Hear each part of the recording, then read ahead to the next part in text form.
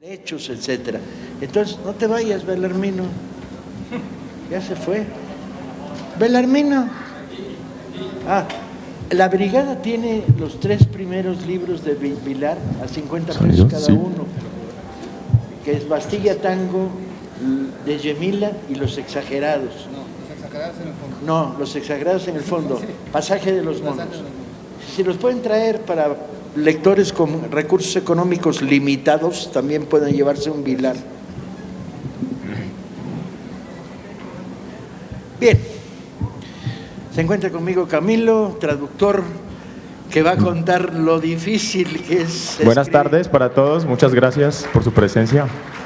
Lo difícil que es traducir Vilar y el reto que significa este libro, el primero de los 2 que vamos a publicar de Jean-François Vilar.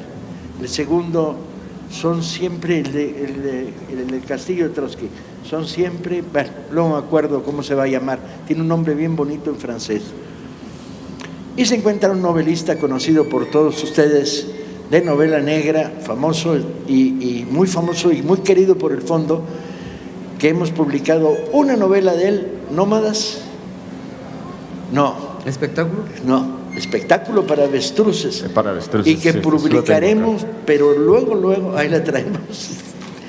Ok, que también debería haber libros de Espectáculo para avestruces ahí, para que Imanol pueda firmar también de vez en cuando. Y si traen mis obras completas también, y así yo puedo firmar uno en esta pinche feria que me dedico a firmar los de otros. Y además tenemos en perspectiva la salida de su siguiente libro, Nómadas, que ganó el premio de narrativa de Bellas Artes del año pasado, y que por demoras de Bellas Artes y no nuestras va a salir en próximo mes y medio, y del que vamos a publicar un libro fundamental, que son sus cuentos de enanos. Hemos descubierto que los cuentos más léperos que han sido escritos en novela policíaca los ha escrito Imanol y tratan de enanos. Luego algún día les explicaremos la historia de los cuentos de enanos léperos. No andan tirando libros que luego los recogen los que no deben.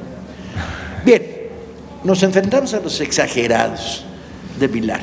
Vilar es una de las figuras claves de la narrativa de lo que se llama polar, o sea, literatura negra policíaca, que era la respuesta francesa post-68 a la literatura negra policíaca norteamericana de la generación perdida ya de Chandler, Hammett, Chester Himes, Jim Thompson y compañía.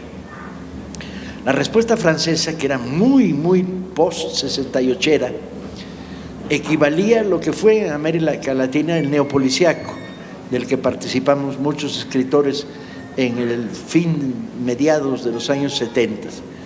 La francesa era espectacular, había ahí 6 escritores de enorme tamaño y habilidad. Jean-Patrick Manchet, Thierry Jonquet, y traían un poder, y era la coincidencia entre 2 cosas: la recuperación de la literatura popular, por un lado, no le tenemos miedo a la literatura de género, sino al contrario. Manchet lo dijo una vez en la Semana Negra de Gijón, cuando le dijeron: pero ustedes están en el gueto, le dijo un periodista, y lo sacudió, le dijo: no, en el gueto está la novela blanca, ese es el gueto, nosotros estamos en la realidad. Y el segundo elemento coincidente, pues era el mayo del 68. Prácticamente todos los autores del neopolar, Manchet en la Universidad de París, Thierry Jonquet y Dananx también, Vilar en Nanterre, todos habían sido militantes activos en el movimiento estudiantil. Estas 2 fuerzas conductoras crearon una novela con mucha carga política y con una calidad literaria sorprendente. En México, la tardía distribución de Júcar, que nunca se distribuyó en México durante 20 años, que apenas llegó de mano del Fondo de Cultura en la oferta de Pasión por la Lectura del año pasado, no habían circulado, ninguno de ellos. La recuperación de Manchet para mí se volvía muy importante. Los Exagerados es una novela de muy difícil descripción, vamos a sufrir los tres que aquí estamos para poder explicarles qué es Los Exagerados.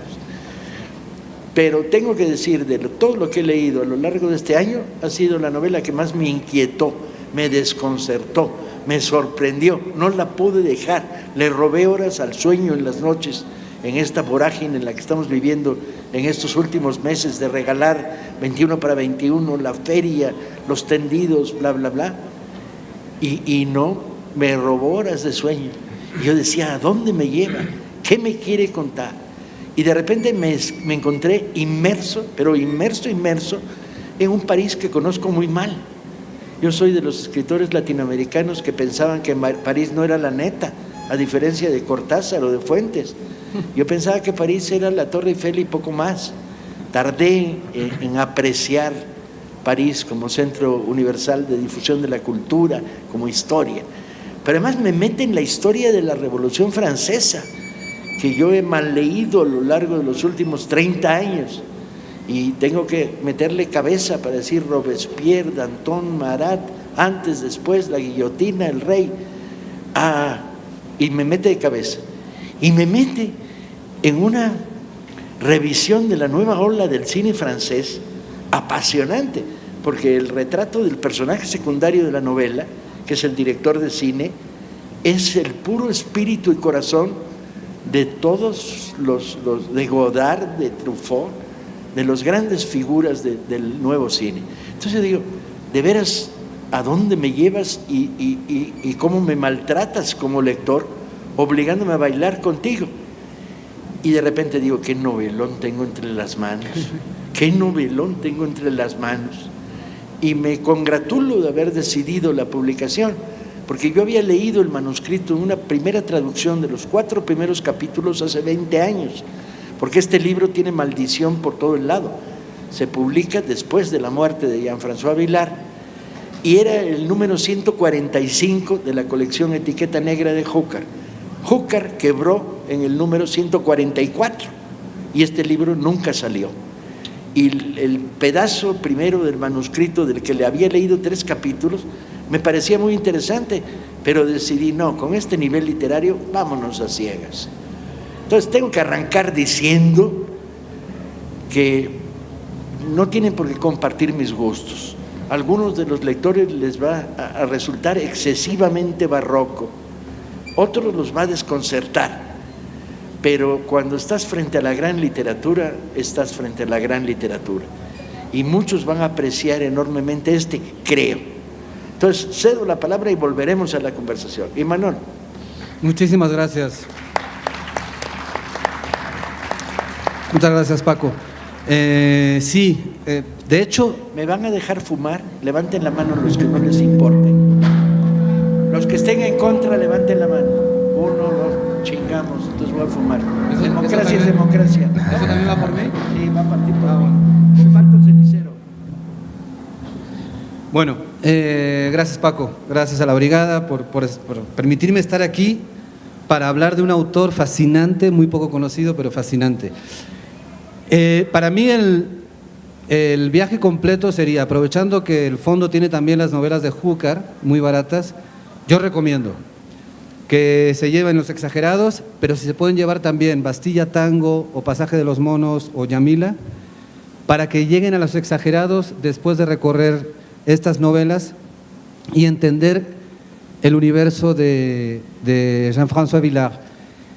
Es un universo enormemente complejo, es un autor de universos, no es un autor de historias. Uno tiene la sensación cuando lee a Villard en general, y más con Los Exagerados, que la historia, la trama, es un enorme pretexto para ahondar, para complejizar, para llevar más allá este universo que ha ido construyendo a lo largo de varias novelas anteriores a Los Exagerados, que es un universo donde, como ya comentó Paco, está París, todo sucede en París. De hecho, Víctor, este personaje que navega por todas las novelas de Villard, nunca quiere abandonar la ciudad, ama esta ciudad, pero no es el París turístico, no es el París que conocemos, ni siquiera es el París de Cortázar. Es un París que existe en las novelas de Villard.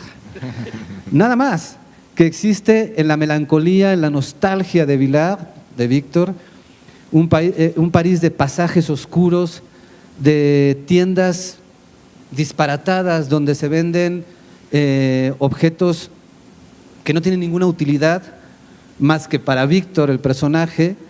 Un París, además, ya en los 80, tenemos que ubicar las novelas de Vilar, todas más o menos se producen entre principios de 80, principios de los 90, ¿no? Es una década donde se escribe como loco y después, desgraciadamente, deja de escribir hasta su muerte, 2014. Entonces, en 10 años escribe todo lo que tenía que escribir y entrega una decena más o menos, creo que sí, de novelas increíbles, atravesadas por este extraordinario personaje. Es un París que empieza a sufrir los estragos de esto que ahora llamamos gentrificación.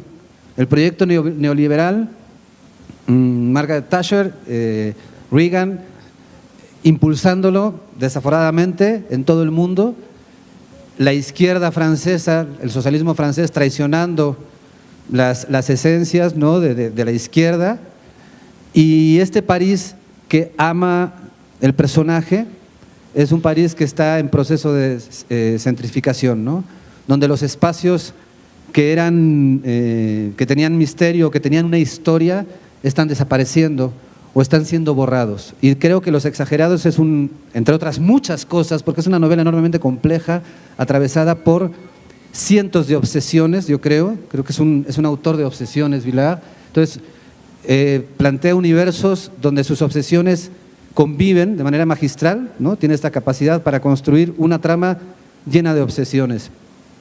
Y una de ellas es este París que poco a poco está desapareciendo, dando paso a un París desmemoriado, ¿no?, donde muchos de estos personajes muy sui generis, muy, insisto, disparatados, extraños, ya no reconocen, y uno de ellos es Víctor. Entonces, Víctor es como este personaje, entre muchas otras cosas, es una especie de memoria de una ciudad que se está desdibujando, que se está traicionando a sí misma y que está de alguna manera convirtiéndose en esta París de la Torre Eiffel y de los Campos Elíseos, ¿no?, y de Notre Dame, etcétera, ¿no? Esta memoria muy nostálgica está cargada de una enorme cantidad de información. Leer a Vilar, entre otras cosas, es tener todo el tiempo, lo advierto, ¿no?, lo advierto como algo para mí fascinante, aunque igual puede haber lectores que eso lo consideren como un obstáculo. Ahora es mucho más fácil tener todo el tiempo Google a la mano para estar constantemente checando información, verificando información, porque es una lluvia de datos de todo, ¿no?, de todo, absolutamente de todo. Pero en esta parte que estoy hablando ahora, la que es esta reconstrucción de un París que está dejando de existir y que solo existe en la memoria de Víctor, bueno, es fascinante, ¿no?, la cantidad de información que te da. Y es un universo además, y con esto si quieres te cedo la palabra, es un universo también poblado, y esto es fascinante, ya lo encontramos en Bastilla Tango, lo encontramos en Pasaje de los Monos, y en Los Exagerados lo lleva al extremo, poblado de figuras de cera y de maniquís. Es una de las obsesiones del autor que se convierte en verdadera poesía en las novelas de Vilar. La prosa es excelente, pero ¿no te quedó la sensación de que estabas ante uno de los libros más importantes que habías leído en tu vida? El impacto de la lectura, decir, ¡oh! Una sensación enorme de injusticia desde que conocí a Vilar, con Los Exagerados, esta sensación de injusticia que, bueno, de decir, bueno, ¿por qué este autor no es un autor traducido a muchos idiomas? ¿Por qué no es un autor que está presente en nuestras vidas? ¿Por qué uno lo tiene que descubrir? Pues gracias a iniciativas como la tuya, porque tú esa colección de Júcar, tú la dirigiste en su momento y ahora lo recuperas con el fondo. Esta sensación de injusticia de estar ante un autor gigante de la lengua francesa y que en Francia está totalmente… En Francia desaparecido, no ha sido publicado en ningún idioma más que en francés y en español. Ni siquiera en Italia, donde hay un gusto por la lectura de negro muy potente y muy sofisticado, que permitió el triunfo de Umberto Eco, por ejemplo, no les entró Vilar. No acabaron y tú dices, no puede ser, o muy equivocado soy. Pero la mejor palabra la tienen siempre los lectores. Vamos a ver si es cierto o no es cierto que algunos de ustedes van a caer en la trampa. Solo decir una cosa y luego dejo a nuestro hombre que sufrió traduciendo este libro y gozó traduciendo este libro a hablar, que es, todo empieza con la desaparición de la cabeza de una imagen en cera de un museo parisino, donde el personaje Víctor Blainville, fotógrafo, está cada rato curioseando y tomando fotos y de repente descubre que ha desaparecido una cabeza. ¿De quién es? De la princesa de Lamballe, que fue ni más ni menos, o más o menos, de una de las que fueron asesinadas por una turba lumpen en el inicio de la etapa oscura de la guillotina de la segunda fase de la Revolución Francesa. Entonces esta princesa, que era una boba, no merece ningún respeto, un personaje de la frivolidad de la monarquía, le roban la cabeza de cera y de ahí se desata un mundo. Sí. Por favor. Entonces, yo digo que esta novela, pues que sí me costó un trabajo muy particular ejercer su traducción, es la primera vez que se traduce al español, injustamente, como bien dice Imanol, pues va a fascinar a todos los amantes de la Revolución Francesa, de la historia, como bien menciona Paco, de la princesa de Lamballe, que era la mejor amiga de María Antoniette, ¿no? María Antoinette, y que muere pues en uno de los episodios más crueles del Septiembre Sangriento de 1792. Entonces es una turba de 110 hombres que ejercen todo tipo de brutalidad contra un solo cuerpo. Entonces también hay una carga simbólica en este hecho, ¿no? Y resulta que el arte de la cera, de convertir figuras en cera y de conservarlas, es una tradición que se ejerce hasta el siglo XVII en el círculo de la monarquía.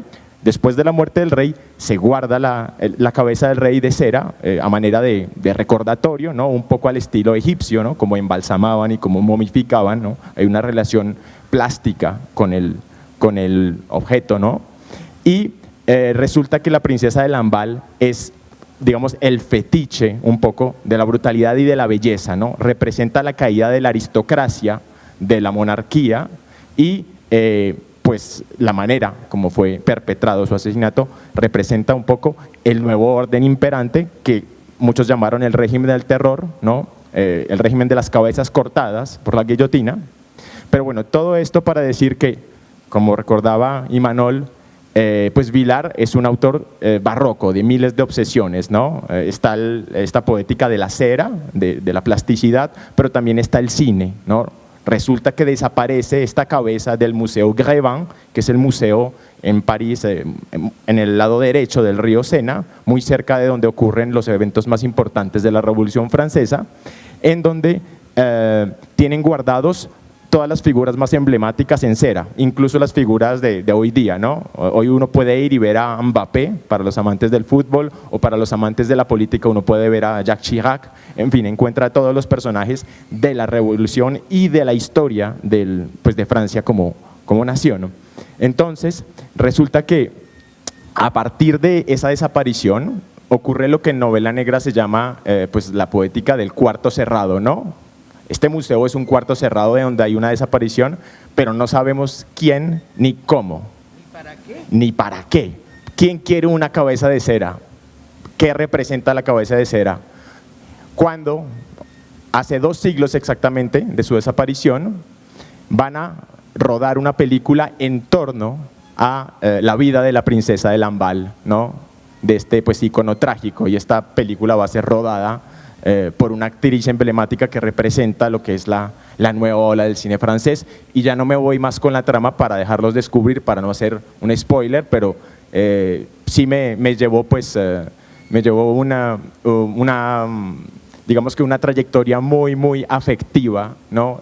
me llevo una trayectoria muy afectiva con la lectura de esta novela que creo que va a ganar muchos lectores. Si yo la hubiera descubierto a los 17, 18 años, habría enseguida devorado toda la novelística de Jean-François Villard, cosa que espero poder hacer ahora, porque esta novela forma parte entonces de una serie de aventuras, que son las aventuras de Victor Blainville, ¿no? Que es este reportero fotógrafo, un poco que nos muestra las obsesiones y los intereses de la novela negra de Villard, dentro de los cuales se encuentra también otro que me parece fundamental mencionar, que es el flaneur, ¿no? El paseante de las ciudades urbanas. Ahora que estamos volviendo a la nueva normalidad, que podemos salir a la calle, que podemos pasearnos por la Ciudad de México y descubrir sus hermosos recovecos, hermosos y cruentos, desde luego, podemos apreciar como estos momentos de serenidad que nos embargan cuando estamos delante de la realidad urbana, ¿no? En la Ciudad de México pasan millones de cosas todo el tiempo, hay choques, hay relaciones que se están forjando, que se están creando y que conforman un entramado muy parecido al de un gran poema que se escribe con el paso del tiempo y que a mí me parece pues que es un privilegio vivir en esta ciudad por la cantidad de cosas que suceden para bien y para mal, desde luego, y pues yo espero que haya, como decía Paco, como hablábamos antes de comenzar la presentación, pues nuevos novelistas, nuevas voces que se arriesguen, ¿no?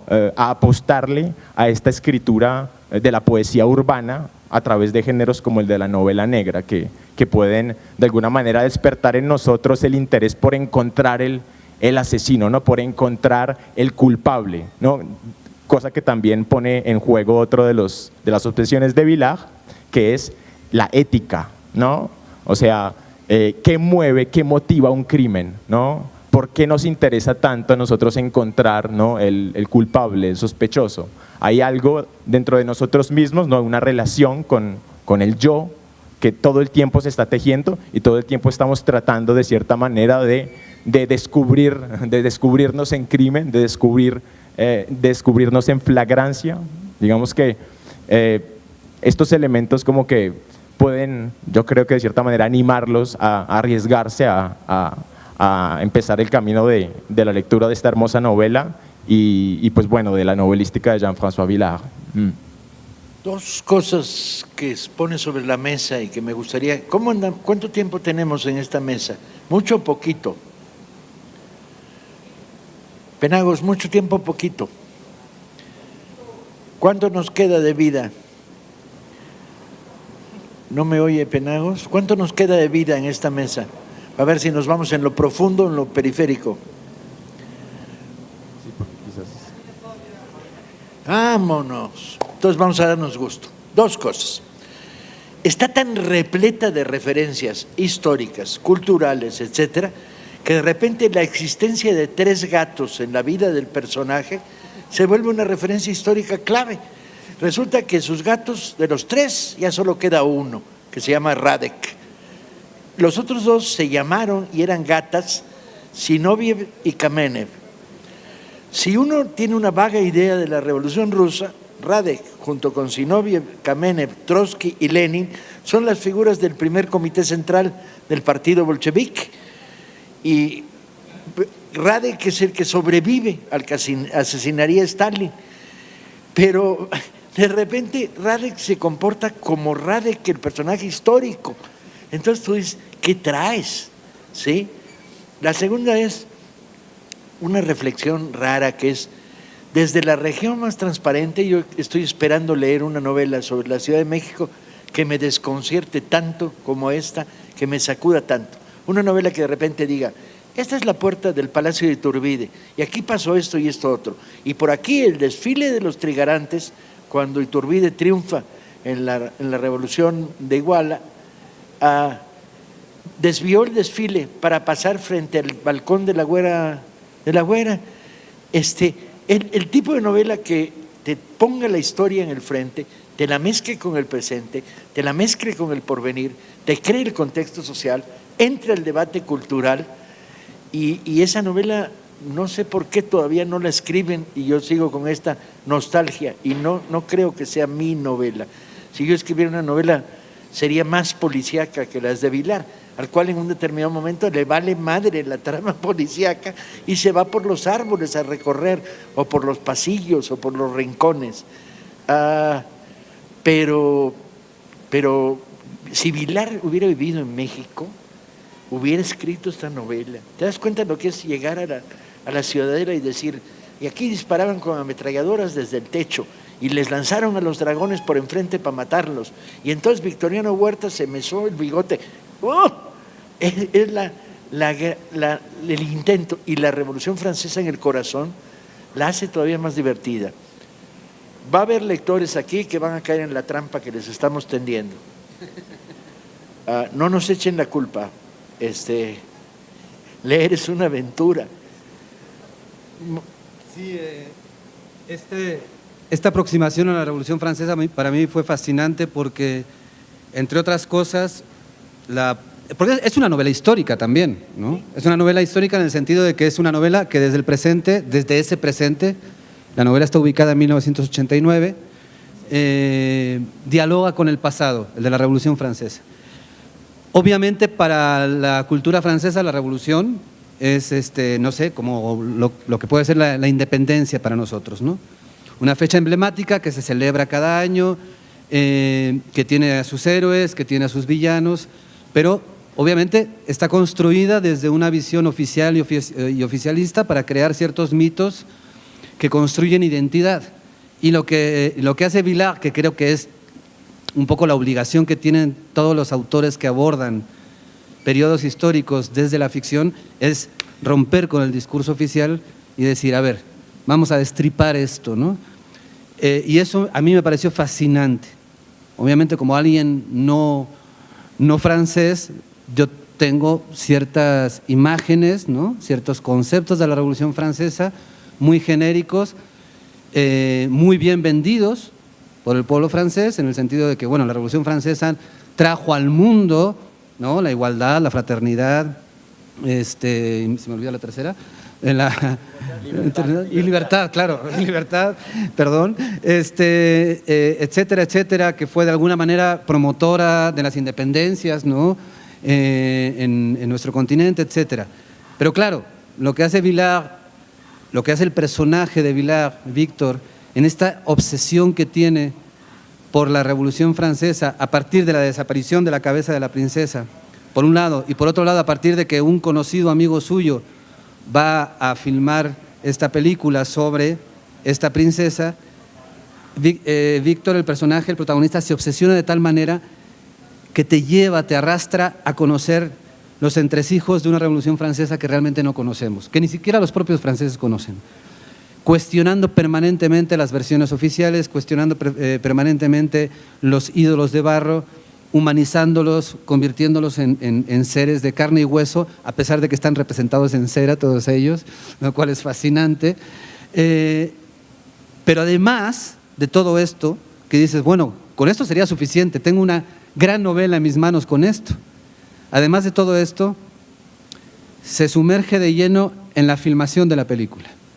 Y entonces estás viviendo en las entrañas de los egos, las envidias, las veleidades, las rivalidades, los fanatismos del mundo del cine. ¿Cómo se filma una película?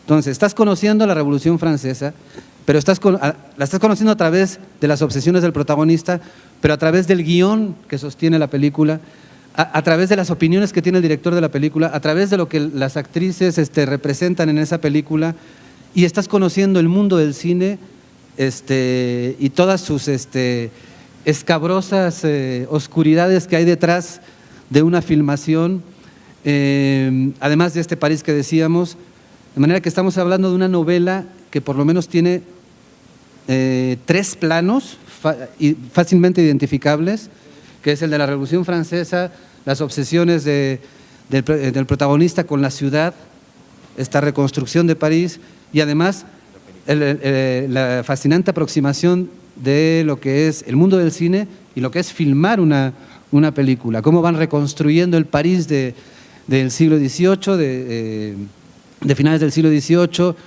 las locaciones, cómo van construyendo el guión, qué le quieren vender a la gente, más allá de lo que pueda decir realmente el documento histórico, etcétera.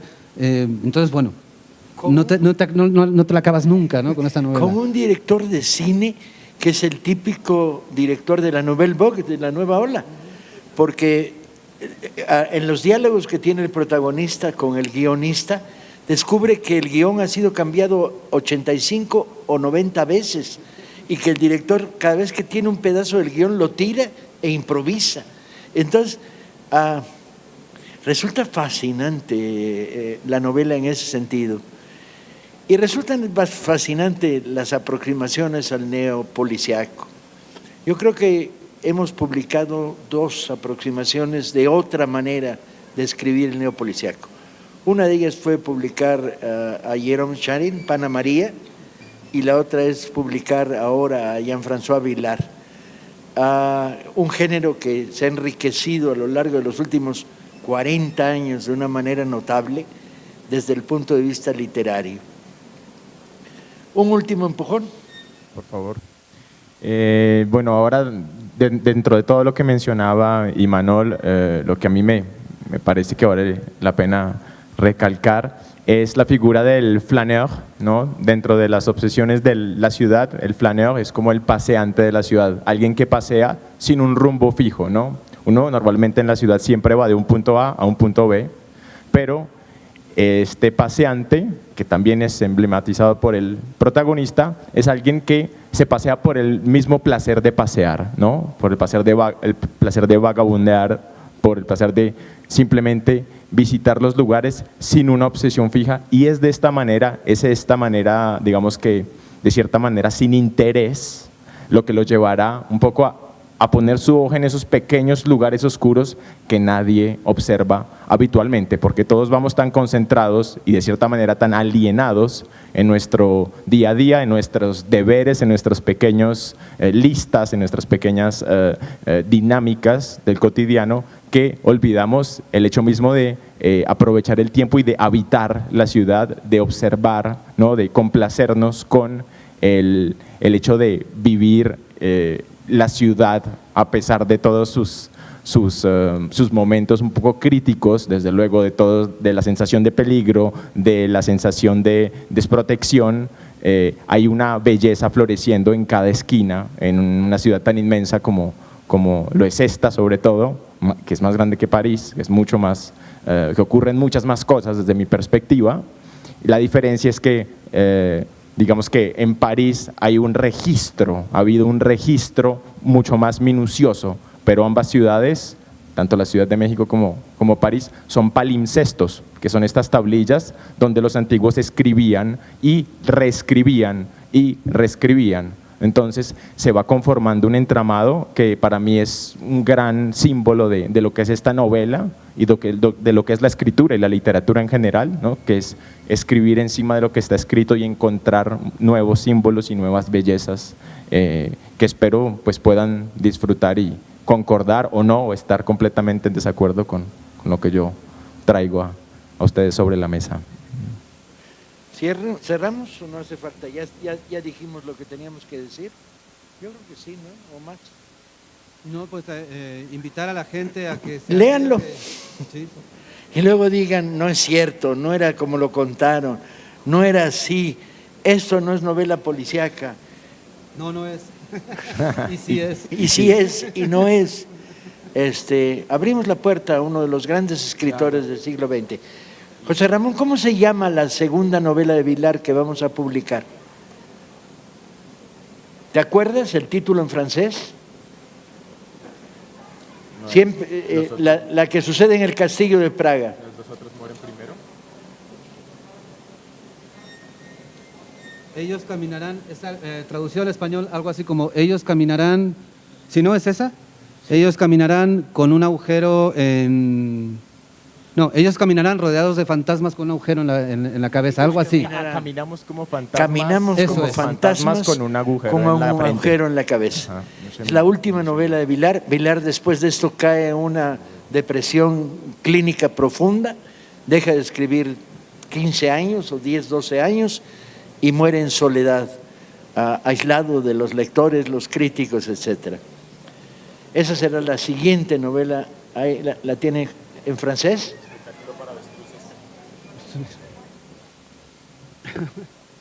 Pero no es esta, ¿eh? La que estamos... Lean a Vilar. Digo, si además leen esta, pues qué chido, pero lean a Vilar porque es una experiencia literaria realmente estremecedora. Es una experiencia estética increíble. Aprovecho para recomendar la novela de Imanol, que es la novela que he leído en los últimos años, con un capo del narco más sorprendente, asqueroso, terrible, y al mismo tiempo que él vivió el síndrome de Estocolmo, leerla porque termina queriéndolo. Espectáculo de avestruces, una gran novela policíaca mexicana que cubre un lugar desconocido, no precisado del norte de este país. Bien, pues muchas gracias, un placer. Vamos a permitirle a nuestro traductor hoy que firme libros de Vilar, porque Vilar no puede firmar. Te damos el honor de hacer esto, y esto es la Feria del Libro del Zócalo. Muchas gracias, buenas tardes. Gracias.